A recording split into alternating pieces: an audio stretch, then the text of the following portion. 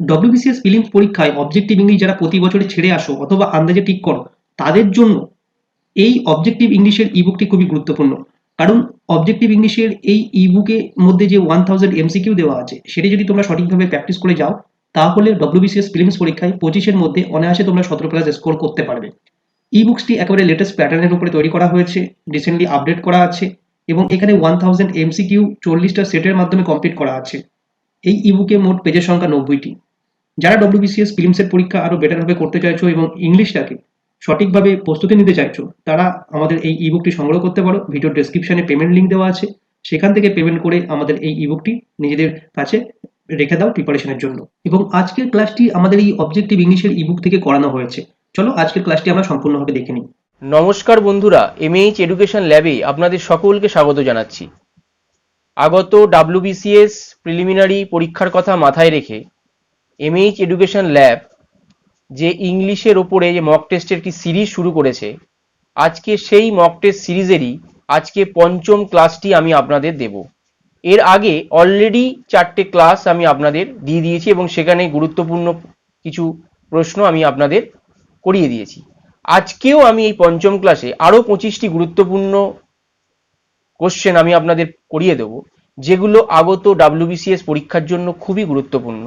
এবং আপনারা যাই পড়ুন না কেন ইংলিশ থেকে, এই মক টেস্টগুলো কিন্তু অতি অবশ্যই একবার হলেও আপনারা পরীক্ষার সময় দেখে যাবেন। তো চলুন বন্ধুরা, আমরা শুরু করি আজকের এই পঞ্চম মক টেস্ট ক্লাসটি। নমস্কার বন্ধুরা, আমরা আজকে তাহলে শুরু করছি মক টেস্ট নাম্বার 5 ইংলিশের। তো আমি বিগত যে 4টে মক টেস্ট আপনাদের দিয়েছিলাম, সেই মক টেস্টে আমি আলোচনা করেছিলাম যে এই ডাব্লিউবিসিএস পরীক্ষায় এই 3 থেকে 4টি বা কখনো 2টি এই প্রিপোজিশন থেকে কিন্তু প্রশ্ন দেয়। তো আজকেও আমি পঞ্চম অংশে দেখুন প্রথম 3টি বলেছে choose the correct prepositions to fill in the blank. অর্থাৎ এই যে 3টে দেয়া আছে কারেক্ট প্রিপোজিশন, আপনাকে 3টে দেয়া আছে, এই 3টে কোশ্চেনে আপনাকে কারেক্ট প্রিপোজিশনটি আপনাকে বসাতে হবে। অর্থাৎ প্রথমটি দেখুন বলেছে I stayed in Mumbai dash 8 years. তাহলে এখানে দেখুন 4টে অপশন আপনাকে দিয়েছে। কি দিয়েছে? একটা দিয়েছে ফর, একটা দিয়েছে সিন্স, একটা দিয়েছে থ্রু, একটা দিয়েছে অ্যারাউন্ড। এবার এই যে I stayed in Mumbai dash 8 years, এই থ্রু আর অ্যারাউন্ডটাকে একদম বাদ দিয়ে দিন। প্রবলেমটি যেটি ছাত্রদের হয় এবং বিসিএস এর যে ইংলিশ আসে, যে প্যাটার্নের ইংলিশ আসে, সেই প্যাটার্নটাকেই আমরা আপনাদের ফলো করাবো। ব্যাপারটা হচ্ছে বিসিএস এ কিন্তু খুব সোজাও দেয় না ইংলিশ, আবার খুব কঠিনও কিন্তু দেয় না। সিজিএল মেনে যেরকম কঠিন টাইপের ইংলিশ আসে, বা কখনো কখনো সিজিএল এর আপনার টায়ার 1-এও কিন্তু কঠিন কিছু কিছু দিয়ে দেয়, সাধারণত দেয় না, কারণ এটা মেনেই সাধারণত আপনাকে এই কঠিন ইংলিশগুলো কিন্তু দেয়। কিন্তু বিসিএস এ খুব একটা কঠিনও দেয় না, আবার খুব সোজাও দেয় না। বিসিএস এ যে ইংলিশের প্যাটার্নটা, এটি জেনে রেখে দিন, খুব ট্রিকি প্যাটার্ন। অর্থাৎ চটজলদি যে আমরা কথাগুলো ইউজ করি বাংলায়, সেটিরই ইংলিশ করে, মানে ইংলিশের কোশ্চেনটাকে বাংলাটাকে ইংলিশে করে সেটারই কি বসবে, এই ধরনের ট্রিকি জিনিসগুলো, অর্থাৎ প্রচলিত কথা থেকে কিছু দেয়, যেগুলো আমি বিগত ক্লাসে আপনাদের কিছু কিছু আলোচনা করেছি। তো সেই ধরনের ট্রিকি প্রশ্নগুলি কিন্তু বিসিএস এ দেয়। সুতরাং আমাদের এমন বেসিক গ্রামারটা যদি আমাদের ক্লিয়ার থাকে, তাহলে কিন্তু আমরা বিসিএস এর এই 25টা ইংলিশ যে আসে আমরা অনায়াসে করে ফেলতে পারবো। অ্যাটলিস্ট 17 থেকে তো 18টা আমরা করতেই পারবো। তো প্রথমটি দেখুন বলেছে I stayed in Mumbai dash 8 years. অর্থাৎ থ্রু আর অ্যারাউন্ডটি ভুলে যান। প্রবলেম যেটি হয়, ফর হবে না সিন্স হবে। মনে রাখবেন এখানে ফর হবে অ্যান্সার, অর্থাৎ এ হবে ইজ দ্য রাইট আনসার। অর্থাৎ I stayed in Mumbai for 8 years. এবার আপনাদের প্রশ্ন আসে যে সিন্সটা কেন করলাম না? মনে রাখবেন এই ফরটি আপনাকে কি বলেছে, এখানে শূন্যস্থানের পরে যেটি আছে সেটি দেখবেন কি আছে, 8 ইয়ার্স। অর্থাৎ এই বাংলাটা হচ্ছে আমি মুম্বাইতে 8 বছর ধরে ছিলাম। ব্যাপারটা হচ্ছে এখানে আপনাকে বলেছে 8 বছর, আপনাকে কিন্তু সেই নির্দিষ্ট বছরটি উল্লেখ করে দেয়নি যে আপনি ওই বছর থেকে, মনে করুন আমি আপনাকে যদি বলতো 2011 থেকে আপনি আছেন, বা আমি 2011 থেকে আছি, যদি স্পেসিফিক বছরটি উল্লেখ করে দেয় তাহলেই কিন্তু সিন্স হবে। কিন্তু আপনাকে দিয়েছে কি 8 ইয়ার্স, অর্থাৎ 8 বছর ধরে। এবার বছরটা কোন বছর সেটি কিন্তু উল্লেখ করে দেয়নি। সেই জন্য যদি উল্লেখ না করে দেয় পার্টিকুলার বছর, তাহলে বসাবো ফর। আর যদি পার্টিকুলার বছরটি উল্লেখ করে দেয় তাহলে বসাবো সিন্স। যেহেতু এখানে আমাকে পার্টিকুলার বছরটি উল্লেখ করে দেয়নি, তাহলে আমি ওই জন্য বসালাম কি ফর। যদি এখানে 6 ইয়ার্স দিত, যদি এখানে 10 ইয়ার্স দিত, আমরা ফরই বসাতাম। কিন্তু যদি দিত যে এখানে 2011 থেকে বা 2018 থেকে 2017 থেকে পার্টিকুলার বছরটি উল্লেখ করে দিত, তাহলে আমরা সিন্স বসাতাম। যেহেতু এখানে দেয়নি, তাই আমরা এখানে ফর বসাবো। এটি হচ্ছে এখানকার ট্রিক। বোঝা গেল? 2 নম্বরটিতে আসুন। বলেছে there is an exception dash every rule. এখানে 4টে অপশন দিয়েছে, to, for, in and up. এখানে হবে there is an exception, to is the right answer. অর্থাৎ এটি একটি প্রভার্ব, অর্থাৎ এটি একটি লাইন একটা যেটি তুলে দিয়েছে, জিনিসটার মানে যেটি দাঁড়াচ্ছে যে এটি সাধারণ, মানে এটি সমস্ত নিয়মের থেকে আলাদা। দেয়ার ইজ এক্সেপশন, পরে টু প্রিপোজিশনটি বসলো। এবার ব্যাপারটি হচ্ছে যে এটি সমস্ত নিয়মের থেকে যে আলাদা। এবার এই যে আলাদা ব্যাপারটা, এই আলাদা ব্যাপারটা কিন্তু দুটো ক্ষেত্রে ব্যবহৃত হয়। একটা হচ্ছে নেগেটিভ ক্ষেত্রে, আর একটা হচ্ছে পজিটিভ ক্ষেত্রে। এবার এই আলাদাটা এইখানে যে আপনাকে লাইনটি দিয়ে, যেখানে কিন্তু নেগেটিভ অর্থে ব্যবহৃত হবে। বোঝা গেল কি বললাম? এটি কিন্তু একটা প্রভাব, সেই লাইনটাকে তুলে দিয়েছে যেখানে ছিল লাইনটি there is an exception to every rule. এবার এই প্রিপোজিশনটাকে আপনাকে সরিয়ে দিয়েছে। এটি আপনার কাছে জানতে চেয়েছে।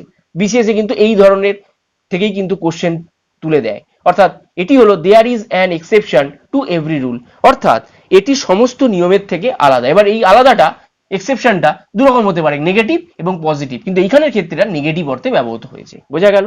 3 নম্বরটি দেখুন। বলেছে হি সেভড হার ড্যাশ সার্টেন ডেথ। অর্থাৎ এ দিয়েছে অফ, বি দিয়েছে ইন, সি দিয়েছে উইথ, ডি দিয়েছে ফ্রম। অর্থাৎ এখানে ডি হবে ইজ দ্য রাইট আনসার। অর্থাৎ জিনিসটা তো ইজি দিয়েছে। অর্থাৎ হি saved her from certain death. অর্থাৎ জিনিসটি হলো যে সে তাকে আকস্মিক মৃত্যুর হাত থেকে বাঁচিয়েছিল, বা সেভ করে বাঁচানো। বোঝা গেল কি বললাম? অর্থাৎ she saved her from certain death, অর্থাৎ কি হলো, সে তাকে আকস্মিক মৃত্যুর হাত থেকে বাঁচিয়েছিল। সেই জন্য আমরা কি বসালাম? ফ্রম প্রিপোজিশনটি বসালাম। বোঝা গেল? বন্ধুরা, পরবর্তী অংশগুলিতে আসুন।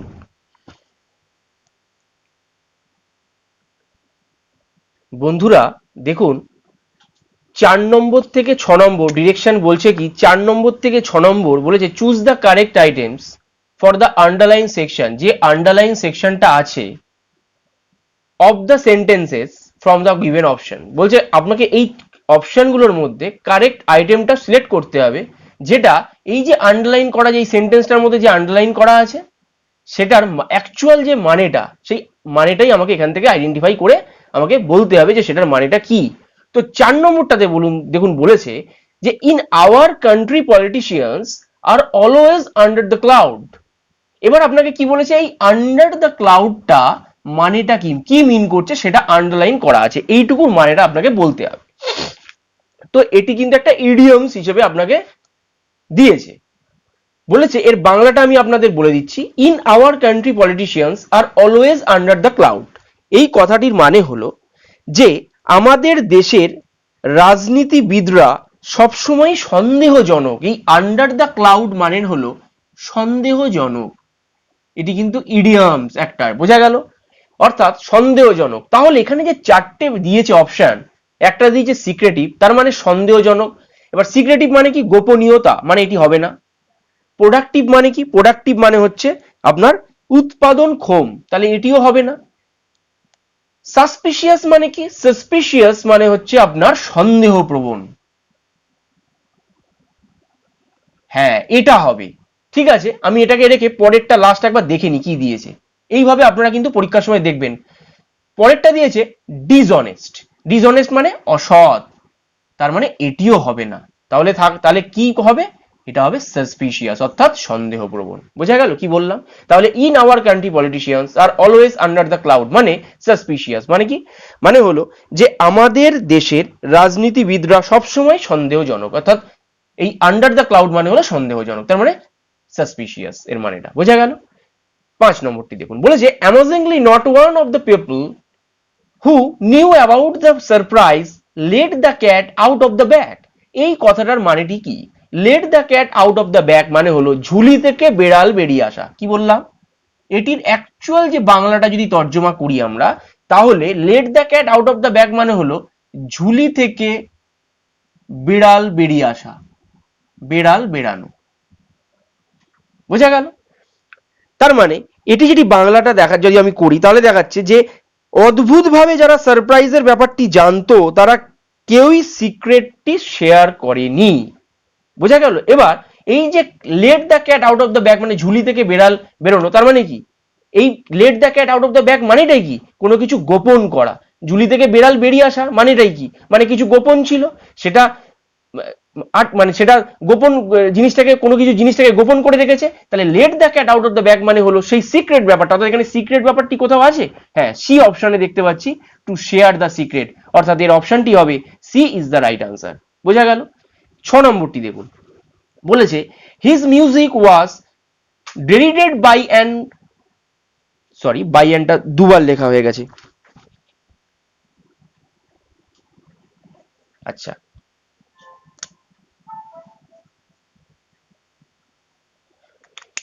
তাহলে দেখুন বলেছে যেটি, his music was derided by an elder generation convince that he was a 9 days wanderer. 9 days wanderer কথাটির যেটি মানে হলো, 9 ডেজ ওয়ান্ডার মানে হচ্ছে শর্ট স্টে এনজয়মেন্ট, অর্থাৎ এটার অ্যাকচুয়াল মানে হচ্ছে শর্ট স্টে এনজয়মেন্ট, অর্থাৎ স্বল্প সময়ের যে আনন্দ সেটা হচ্ছে 9 ডেজ ওয়ান্ডারার বলে।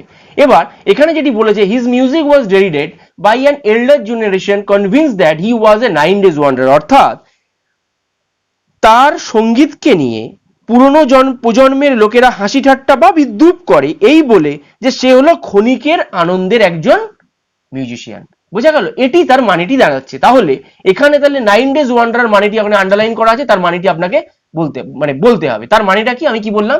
শর্ট স্টে এনজয়মেন্ট মানে স্বল্প ক্ষণিকের আনন্দ। তাহলে এখানে কি আছে দেখুন তো, এ ওয়ান্ডার ক্রিট হবে না, এ মিউজিশিয়ান পার এক্সিলেন্স এটিও হবে না, এক্সট্রিমলি ট্যালেন্টেড মিউজিশিয়ান এটিও নয়। তাহলে যেটি থাকলে দেখুন C pleasure for a short time. আমি কি বললাম? প্লেজার মানে কোনো কিছু একটা আনন্দক্ষণ, অর্থাৎ শর্ট টাইম অর্থাৎ স্বল্পক্ষণের যে আনন্দ সেটি হচ্ছে প্লেজার ফর, মানে আপনার হচ্ছে 9 ডেজ ওয়ান্ডারার। এবার এই অপশনটি অনেক সময় নাও দেয়, দেয়া থাকে কি, এই যে বললাম শর্ট স্টে এনজয়মেন্ট। অর্থাৎ দুটো জিনিস আপনি মনে রাখুন, 9 ডেজ ওয়ান্ডারার যদি থাকে তার মানেটাই হচ্ছে শর্ট স্টে এনজয়মেন্ট, বা পরীক্ষার সময় এটিও দেয় pleasure for a short time, অর্থাৎ স্বল্প সময়ের জন্য যে আনন্দ বা উৎফুল্লতা সেটি হচ্ছে 9 ডেজ ওয়ান্ডারার। বা এটি না দিয়ে যদি এটি দিত, ঘাবড়ে যাবেন না, পরীক্ষার সময় আমি ওই জন্য এটিও জানিয়ে রাখলাম আপনাদের যে এটা মানে শর্ট স্টে এনজয়মেন্টও কিন্তু হয়। বোঝা গেল?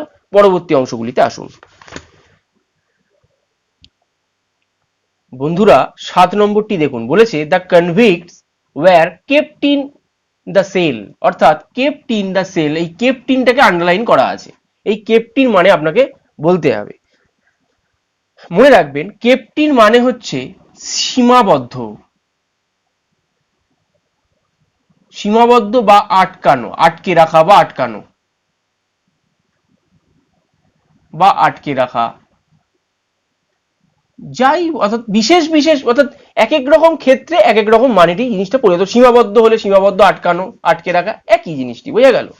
এখানে যেটি বলেছে the convicts were kept in the cell, এই কেপ্ট ইন কথাটির মানেটা কি? দেখুন এখানে 4টে অপশন দিয়েছে, অর্থাৎ আমি বাংলাটা আপনাদের বলে দিই প্রথমে। আসামিদের কারাগারে আটকে রাখা হয়েছিল বা সীমাবদ্ধ করে রাখা হয়েছিল, যাই বলুন না কেন, আমি বলেছি সীমাবদ্ধ বা আটকানো বা আটকে রাখা, এই কেপ্ট ইন তার মানে। এবার এটি কোনটি হবে? তাহলে মানে আসামিদের কারাগারে বন্দি করে রাখা হয়েছিল। এইবার এখানে দেখুন এতে দিয়েছে পানিশড, তার মানে এটি হবে না। টর্চার, টর্চার মানে পানিশড মানে কি? দণ্ডিত, দণ্ড দেয়া। টর্চার মানে কি? নির্যাতন, টর্চার মানে নির্যাতন। রিওয়ার্ডেড মানে কি? রিওয়ার্ডেড মানে পুরস্কৃত করা। আর কনফাইন্ড মানে হচ্ছে সীমাবদ্ধ। তাহলে এখানে আমার কোনটা যাবে বন্ধুরা? কনফাইন্ড। তাহলে ডি হবে is the right answer. Confined মানেও কি? সীমাবদ্ধ। আর এই যে মানেগুলো বলে দিলাম এগুলো কিন্তু আপনারা লিখে নিন। পানিশড মানে দণ্ড দেওয়া, টর্চার্ড মানে নির্যাতন, রিওয়ার্ডেড মানে কিন্তু পুরস্কৃত করা। অর্থাৎ এইগুলোই কিন্তু আপনাদের পরীক্ষার সময় হয়তো সিনোনিমসও কিন্তু পরীক্ষার সময় দিয়ে দিতে পারে। বোঝা গেল? সুতরাং বাংলাগুলো জেনে রাখলে আপনি ইংলিশ কিন্তু অবশ্যই করতে পারবেন। তাহলে টর্চার্ড মানে কি? নির্যাতন, পানিশড মানে দণ্ড দেয়া, আর রিওয়ার্ডেড মানে পুরস্কৃত করা, আর কনফাইন্ড মানে সীমাবদ্ধ, যেটা এখানে হবে অ্যান্সার। 8 নম্বরটি দেখুন, বলেছে after a prolong suffering he passed away. Passed away মানে হচ্ছে চলে যাওয়া বা মৃত। পাস্ট হওয়া মানে মৃত্যু হওয়া, মৃত্যু হওয়া। অর্থাৎ আফটার এ প্রলং সাফারিং, অর্থাৎ দীর্ঘদিন ভুগে সে মারা গেল। এবার এখানে কোনটি হবে অপশানে? ঠিক মনে রাখবেন, লেফট সেটি হবে না। ইল্ডেড মানে তো উৎপাদন করা, ওয়েন্ট অ্যাওয়ে মানে চলে যাওয়া, কোন স্থান থেকে চলে যাওয়া, তাহলে এখানে তো চলে যাওয়া না, এখানে পাস্ট হওয়া মানে মৃত্যু হওয়া, তাহলে ডিজেস্ট, ডিজেস্ট হলো এখানে হচ্ছে অ্যাকচুয়াল মানে, ডিজিস্ট মানে হচ্ছে মৃত্যু। তাহলে এখানে যেটি হবে অ্যান্সার সেটা হবে B is the right answer. Deceased, deceased মানে হলো মৃত্যু, যেটার মানেটা দাঁড়াচ্ছে পাস্ট হওয়া। পাস্ট হওয়া মানে মৃত্যু, আর ডিজিস্ট মানে হলো মৃত্যু। তাহলে আফটার এ প্রলং সাফারিং হি ডিজিস্ট বা পাস্ট অ্যাওয়ে। বোঝা গেল? পরবর্তী অংশগুলিতে আসুন। বন্ধুরা ডিরেকশন 9 to 12 বলেছে choose the correct word from the given options. দেখুন 9 থেকে 12 পর্যন্ত সেটি করতে বলেছে। তাহলে প্রথম 9 নম্বরটি দেখুন, বলেছে to be biased against someone or something, অর্থাৎ কারোর বা কোনো কিছুর প্রতি পক্ষপাত করা, সেটির মানেটা কি? তার মানে সেটির এক কথায় কি বলবো আমরা? প্রিজুডিস। অর্থাৎ প্রিজুডিস মানে হচ্ছে পক্ষপাত দুষ্ট। অর্থাৎ কোনো একটা কেউ দোষ করেছে, একজন সেটাকে মিথ্যে বলছে, অর্থাৎ সে মিথ্যে বলছে মানে কি?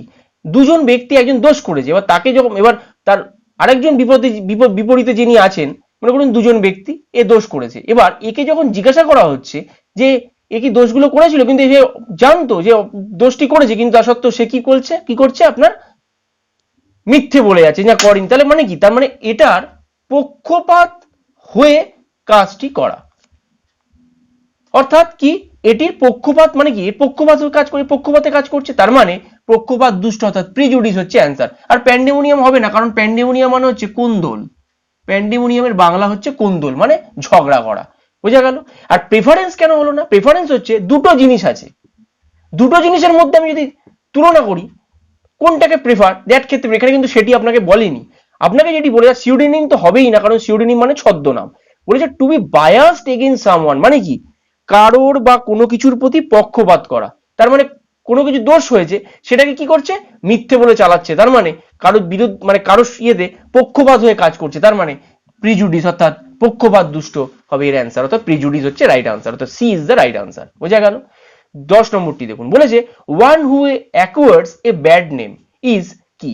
অনেকেই যেটি করে ইনফেমাসে রাইট করে আসে, কিন্তু মনে রাখবেন ইনফেমাস মানে হচ্ছে অখ্যাতি। এই দুটো জিনিস মনে নিন। এটা কিন্তু অ্যান্সারটি হবে নটোরিয়াস। কি বললাম? এটি কিন্তু হবে নটোরিয়াস। এটি কিন্তু অনেকবার পরীক্ষা এসছে, সব ক্ষেত্রেই ছাত্ররা যদি করে আসে, সেটি হচ্ছে ইনফেমাস। ইনফেমাস মানে হচ্ছে অখ্যাতি। মনে রাখবেন, আমি যেটি বলে দিচ্ছি, ফেমাস তো হবেই না, এভিল মানে মন্দ, এটিও হবে না। যেটি কনফিউশন সেটি হলো নটোরিয়াস আর ইনফেমাসের মধ্যে।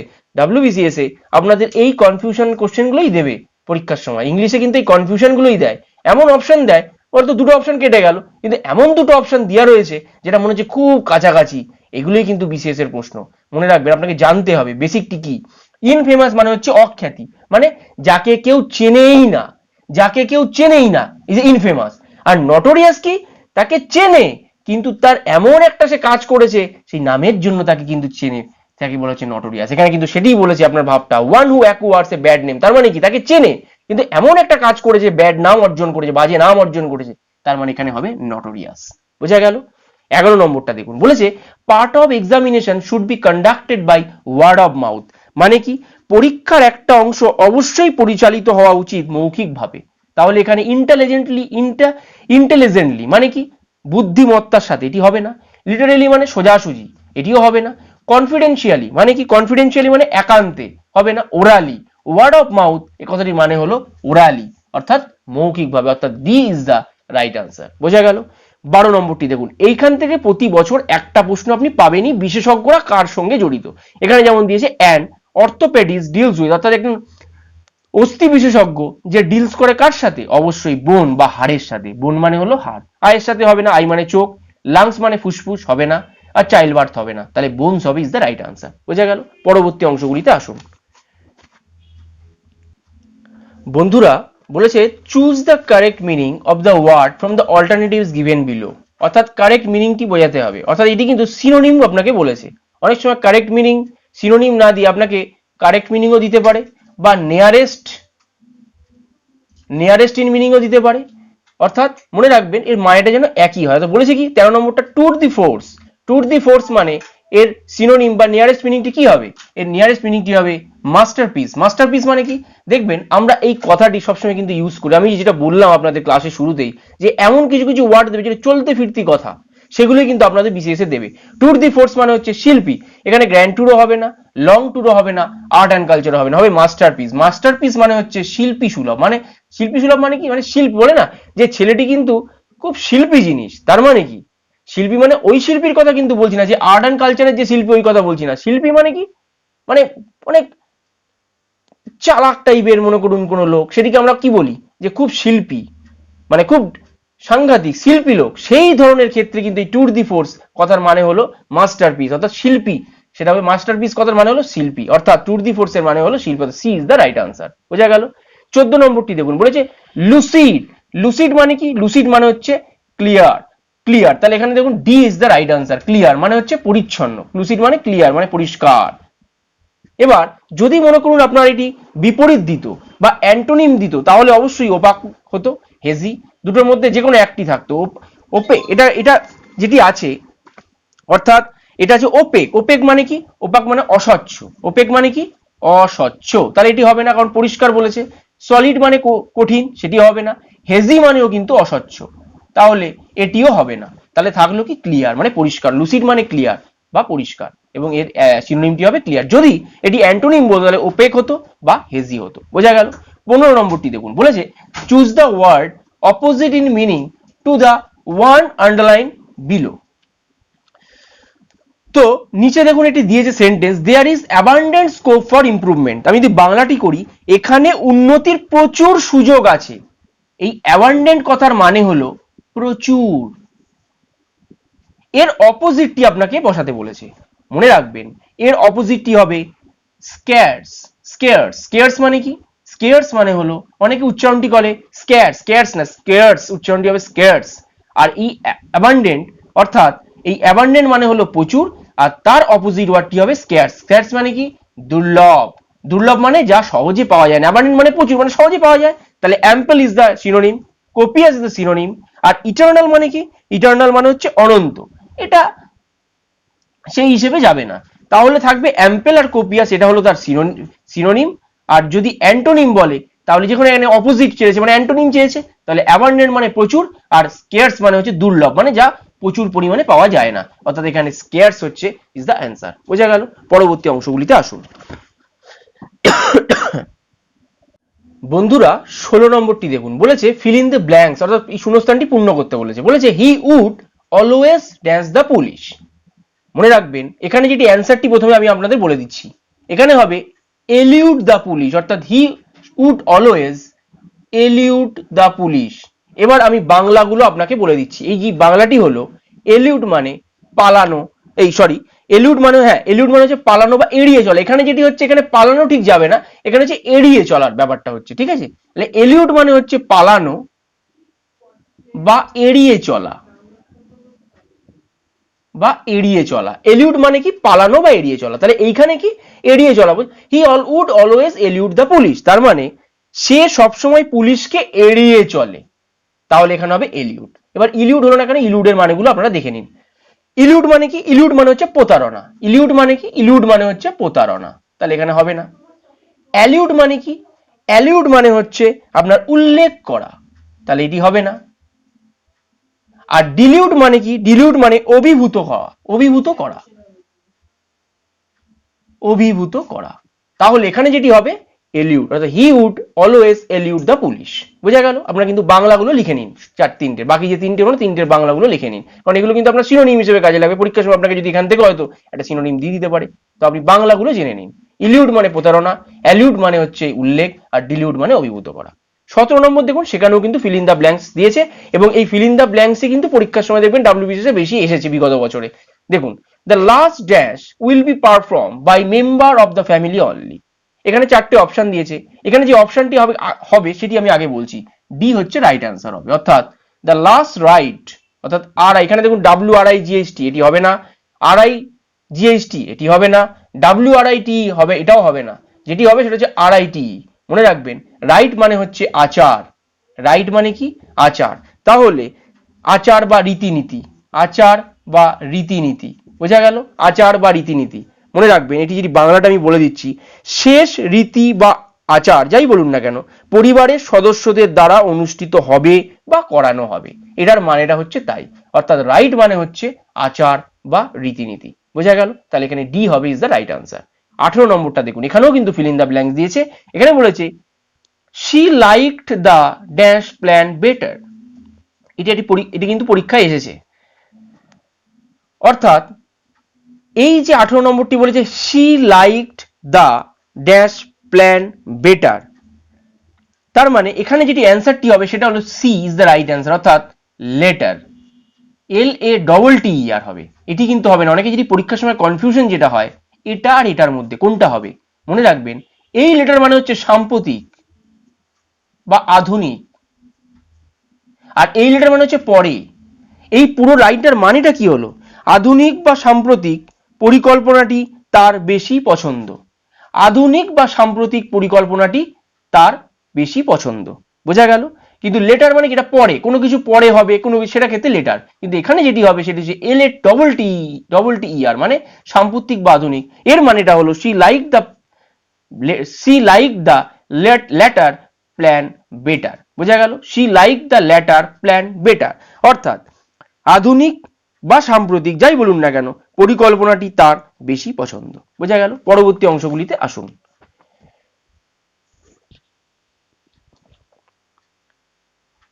বন্ধুরা দেখুন 19 নম্বরটি বলেছে fill in the blank with an appropriate infinitive। এখানে দেখুন বলেছে ড্যাশ দুটো ড্যাশ ইজ হিউম্যান। এখানে যে অ্যান্সারটি হবে সেটি হলো টু এর, টু এর। এবার আমি বলে দিই এর মানে হচ্ছে ভ্রম। এটি কেন হলো? এটি একটি প্রভাব এবং এটি আলেকজান্ডার পোপ একজন সাহিত্যিক, তিনি যে অংশটিতে এটি বলেছেন সেটির মানেটা হচ্ছে এইরকম যে মানুষ মাত্রই ভুল করে, কিন্তু মানুষই কিন্তু সেটা ক্ষমা করে দেয়। এবার যে মানুষটি ক্ষমা করে দেয় সে কি নিজেকে ঈশ্বর মনে করে কাউকে ক্ষমা করলে। মনে রাখবেন ঈশ্বরও তো ক্ষমা করে সকলকে, সকলে ভুল করছে ঈশ্বর ক্ষমা করছে, কিন্তু ঈশ্বর ক্ষমা করছে ঠিকই, কিন্তু মানুষ তো ঈশ্বর নয়। মানুষ কি? মানুষ হচ্ছে কাউকে ক্ষমা করলো, ক্ষমা করে সে কি বলছে যে আমি হলাম ভগবান বা আমি হলাম ঈশ্বর। কিন্তু ঈশ্বরও কিন্তু সকলকে, প্রতিদিন যা মানুষ ভুল করছে ঈশ্বর কিন্তু সকলকে ক্ষমা করে দিচ্ছে। তাহলে মানুষ এই যেটা মানুষের মধ্যে কিন্তু একটা ভ্রম হয়ে গেছে যে কাউকে ক্ষমা করে দিলেই সে নিজেকে ঈশ্বর বা ভগবানের দাবিদার মনে করছে। এটা সকল মানুষের মধ্যে একটা ভ্রম হয়ে গেছে। সেটাই আলেকজান্ডার পোপ সেই কথাটিতে তার বলছে টু এর ইজ হিউম্যান, অর্থাৎ এটাই হলো মানুষের ভ্রম। বোঝা গেল? 20 নম্বরটিতে দেখুন insert the correct adverbial phrase with the blank space. বলেছে the only dash is there a rumble in the sky. এখানে যে অপশনটি হবে রাইট অ্যান্সারটি হবে অকেশনালি, অর্থাৎ only occasionally is there rumble in the sky. আচ্ছা এবার আমি বলে দিচ্ছি এর মানেগুলো আপনাকে আমি বলে দিচ্ছি। সুইফটলি মানে কি? সুইফটলি মানে হচ্ছে দ্রুত গতিতে, সুইফটলি। কোয়াইট মানে কি? কোয়াইট মানে পুরোপুরি। অকেশনালি মানে কি? কদাচিৎ। আর মেরিলি মানে কি? মেরিলি মানে হচ্ছে ফুর্তিতে, ফুর্তিতে। তাহলে এখানে অকেশনালি হবে, কারণ জিনিসটি যদি দেখাচ্ছে আকাশে মাঝে মধ্যেই বা কদাচিৎ, এটা আপনারা কিন্তু কদাচিৎ বা মাঝে মধ্যেও বলতে পারেন। অনলি অকেশনালি অর্থাৎ কদাচিৎ বা মাঝে মধ্যে is there rumble in the sky, মানে আকাশে মাঝে মধ্যেই বা কদাচিৎ যাই বলুন না কেন গুড়গুড় শব্দ হচ্ছে, অর্থাৎ অকেশনালি হবে is the right answer. 21 number বলেছে দেখুন insert a correct participle in the blank space. Dash about dinner Rahim ran the whole way home. এখানে যেটা অ্যান্সারটি হবে এক্সাইটেড, অর্থাৎ EXCITED, অর্থাৎ জিনিসটা যদি আমরা বাংলা করি excited about dinner Rahim ran the whole way home, অর্থাৎ ডিনার নিয়ে রহিম এতটাই উত্তেজিত যে পুরো রাস্তাটি সে দৌড়ে দৌড়ে এসেছে। বোঝা গেল কি বললাম? পরবর্তী অংশগুলিতে আসুন। বন্ধুরা 22 নম্বরটি দেখুন বলেছে which is the correct from the given sentence. Which is the correct from the given sentence. অর্থাৎ এই নিচে যে সেন্টেন্সটা দেয়া আছে এই সেন্টেন্সটা কিন্তু এখানে ভুল আছে দেয়া, মানে গ্রামাটিক্যালি ভুল, কিন্তু সেটা আমাকে সঠিক এই চারটে অপশনের মধ্যে কোনটি সেটি আমাকে বার করতে হবে। দেখুন বলেছে I have not hardly any money. এটি কিন্তু ভীষণ ইম্পর্টেন্ট, এই নিয়মটি কিন্তু জেনে রাখবেন। প্রতি পরীক্ষায় এরর কারেকশন দিয়ে কিন্তু এই নিয়মটি থাকেই। I have not hardly any money, মানে কথাটার মানে হলো যে আমার কোনো টাকাই নেই, আমার কোনো টাকাই নেই। মনে রাখবেন এখানে কোনটি ঠিক, এখানে যেটি ঠিক আছে সেটি হলো I have hardly any money. এবার অনেকেই প্রশ্ন হবে যে স্যার এখানে নট তো ছিল, তাহলে এটা কেন হলো না? নো হার্ডলি বা আই হ্যাভ নট এটি দুটো কেন হলো না? একটা জিনিস মনে রাখবেন, আমি কিছু কিছু ওয়ার্ড এখানে লিখছি, হার্ডলি, এগুলো কিন্তু আপনারাও লিখে নিন। Hardly, least, until, unless, scarcely, none, nobody, nowhere। এই ওয়ার্ডগুলো যখন থাকবে, এই ওয়ার্ডগুলো যখন থাকবে, এই ওয়ার্ডগুলো যে হার্ডলি, লিস্ট, আনটিল, আনলেস, স্ক্যারসলি, নান, নোবডি, নোহোয়ার, এগুলো সবকটা হচ্ছে নেগেটিভ ওয়ার্ড। এগুলো সবকটা হচ্ছে নেগেটিভ ওয়ার্ড, বা অর্থাৎ নেগেটিভ অর্থ বহন করে, নেগেটিভ অর্থ দেয়। বোঝা গেল? হার্ডলি মানে সে নেগেটিভ, না বাচক। লিস্ট মানেও না, আনটিল মানে এগুলো কি নেগেটিভ, অর্থাৎ কোনো কিছু নেগেটিভ অর্থ দিচ্ছে, কোনো পজিটিভ অর্থ দিচ্ছে না, কিন্তু নেগেটিভ অর্থ আমি নিচে লিখে দিয়েছি, এগুলো সবকটারই নেগেটিভ অর্থ দেয়। সুতরাং এগুলোর সাথে যদি আমি নো, নট, তারপরে আপনার ডু নট এগুলো বসাই, তার মানে ডবল নেগেটিভ হয়ে যায়। এগুলো তো একই নেগেটিভ, তারপরে আমি হার্ডলির পরে নো বসাচ্ছি বা নট হার্ডলি, যাই হোক আগে পরে। আচ্ছা এখানে যেমন নট অনলি হার্ডলি দিয়ে, হার্ডলি তো নিজেই একটা নেগেটিভ। আমি কি বোঝালাম আপনাদের যে হার্ডলি, আনটিল, লেস্ট, নান, নোবডি, নোয়ার, আনলেস যা থাকবে এগুলো, এই ওয়ার্ডগুলো লিখে নিন। এই ওয়ার্ডগুলো হচ্ছে আপনার নেগেটিভ অর্থ বহন করে। তার মানে এর সাথে যদি, এগুলো তো একই নেগেটিভ, তার সাথে যদি নট, নো, ডু নট এগুলো বসে, তার মানে ডবল নেগেটিভ হয়ে যাচ্ছে, যেটা ইংলিশে গ্রামাটিক্যালি একটা দূষণ বলে। সুতরাং সেটি কিন্তু এখানে হয় না, অর্থাৎ গ্রামাটিক্যালি রং। তাই জন্য যেটি হয়, এটা তো হার্ডলি তো নিজেই নেগেটিভ ওয়ার্ড, শুধু এখানে নট বা নো বা ডু নট এগুলো বসবে না। তাহলে এখানে সব থেকে যেটা কি, I have hardly any money, এটাই হবে অ্যান্সার। বোঝা গেল কি বললাম? 23 নম্বরটি দেখুন, বলেছে ফাইন্ড দ্য এরর। বলেছে another ব্যাফলিং change that I notice in him nowadays is that he avoids to speak to me। বলছে কিছুদিন ধরে আমি তার মধ্যে একটি বিভ্রান্তিকর পরিবর্তন দেখতে পাচ্ছি, সেটি হলো সে আমার সাথে কথা এড়িয়ে চলছে। এটার বাংলাটা হলো তাই। এখানে ভুলটি কোথায় আছে? অ্যানাদার ব্যাফলিং চেঞ্জ, এটা এ, ঠিক আছে। That I notice in him nowadays, ঠিক আছে। Is that he avoids to speak to me, to স্পিকটাই ভুল আছে। তাহলে এখানে যেটি হবে only speaking, he avoid speaking to me, অর্থাৎ টু স্পিকটি হবে না, অর্থাৎ এখানে C is the right answer. বোঝা গেল? এরকম ব্র্যাকেটের মধ্যে কিন্তু দেয়া থাকবে, এখান থেকে আপনাকে সঠিকটি উত্তরটি বার করতে হবে। যদি নো এরর হতো, এটি যদি ঠিক না থাকতো, যদি মনে করি এটা ঠিক আছে, মনে করি এখানে টু স্পিক না দিয়ে স্পিকিং থাকতো, তাহলে এটা ঠিক আছে পুরো সেন্টেন্সটা, তাহলে আমরা নো এরর, অর্থাৎ ডি তে গিয়ে আমরা যে ওএমআর শিটে ডি আছে সেখানে আমরা গোল করব। বোঝা গেল? কিন্তু এখানে করবো সিতে, অর্থাৎ সিতে ভুল আছে, কারণ টু স্পিক হবে না, is that he avoid speaking to me হবে। বোঝা গেল কি বললাম? টু স্পিকটা হবে না, টু স্পিকের জায়গায় স্পিকিং হবে। বোঝা গেল? পরবর্তী অংশগুলিতে আসুন। বন্ধুরা 24 নম্বরটি দেখুন, এটিও কিন্তু একটি এরর কারেকশন দিয়েছে আপনাকে। কি বলেছে? One of the state in which satyagraha was offered was Rajkot where he had spend his youth. মানেটা আমি বলে দিচ্ছি প্রথমে, যেসব রাজ্যগুলিতে সত্যাগ্রহ হয়েছিল তার মধ্যে একটি হলো রাজকোট, যেখানে সে তার যৌবন কাটিয়েছিল। এটার বাংলাটা হলো তাই। আমি আরেকবার বাংলাটি বলে দিচ্ছি, যেসব রাজ্যগুলিতে সত্যাগ্রহ হয়েছিল তার মধ্যে হলো একটি হলো রাজকোট, যেখানে সে তার যৌবনটি কাটিয়েছিল। এটা হচ্ছে বাংলায়। তাহলে এখানে ভুলটি কোথায়? এখানে ভুলটি আছে বন্ধুরা এতে। কেন না, এই যে ওয়ান অফ দ্য স্টেট আছে না, এই স্টেট হবে না, এটা হবে states, one of the states. কারণ কি, সমস্ত রাজ্যের মধ্যে একটা রাজকোট, সমস্ত রাজ্যগুলির যে সত্যাগ্রহ তো আর একটা রাজ্যতে হয়নি, সত্যাগ্রহ সব রাজ্যগুলিতে হয়েছিল। তাহলে যেহেতু সব রাজ্যের জন্য এস হবে, অর্থাৎ one of the states is in which satyagraha was offered was Rajkot where he had spent his youth. এটা হবে তখন রাইট। বোঝা গেল? তাহলে কিন্তু এই এসটা না দেওয়ার জন্য এই জিনিসটি কিন্তু এখানে ভুল ছিল। তাহলে এখানে আমি এসটি দিয়ে এটাকে কারেকশন করলাম। তাহলে ভুলটি তাহলে আপনাকে কোনটা করতে হবে, যেহেতু এর মধ্যে আছে তাহলে আপনাকে ওই এ বি সি ডি এরকম থাকবে, তাহলে এর মধ্যে আপনাকে এই ওএমআর শিটে ভরাটটি করে দিতে হবে। বোঝা গেল কি বললাম? তাহলে এখানে স্টেটসটি কেন হলো বুঝলেন? কারণ সত্যাগ্রহ তো একটা হয়নি, সমস্ত রাজ্যে হয়েছিল। তার মধ্যে থেকে রাজকোট, তার মধ্যে থেকে একটি হলো রাজকোট, যেখানে সে তার যৌবনটি অতিবাহিত করেছিল। বোঝা গেল? তাহলে এখানে হয়ে যায় স্টেটস, এস হবে হচ্ছে, যদি দিয়ে দিই তাহলে জিনিসটা কারেক্ট হবে। বোঝা গেল? এটি ভুল ছিল।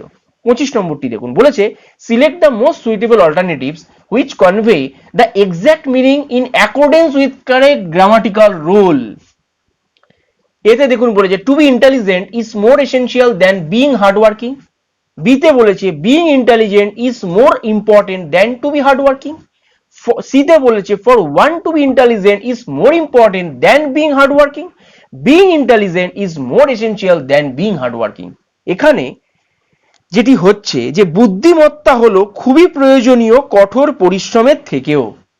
বুদ্ধিমত্তা হলো খুবই প্রয়োজনীয় কঠোর পরিশ্রমের থেকেও। এখানে জিনিসটার বাংলা হচ্ছে তাই। কিন্তু আমি এখানে যেটা অ্যাকর্ডিংস টু গ্রামাটিক্যাল রুলে যেটা কারেক্ট যেটা দেওয়া আছে সাজানো, সেটা হচ্ছে D is the right answer. কেন সেটি আমি আপনাদের বলে দিচ্ছি। দেখুন, এর সঙ্গে ডি এর তুলনা করুন। এতে আছে কি টু বি ইন্টেলিজেন্ট, অর্থাৎ ইন্টেলিজেন্ট এবং হার্ড ওয়ার্কিং দুজনেই তো অ্যাডজেক্টিভ। অ্যাডজেক্টিভের আগে কখনো টু বি বসে না, তার মানে এটা ভুল আছে, তাহলে এটি হবে না, গ্রামাটিক্যাল রুলে নেই।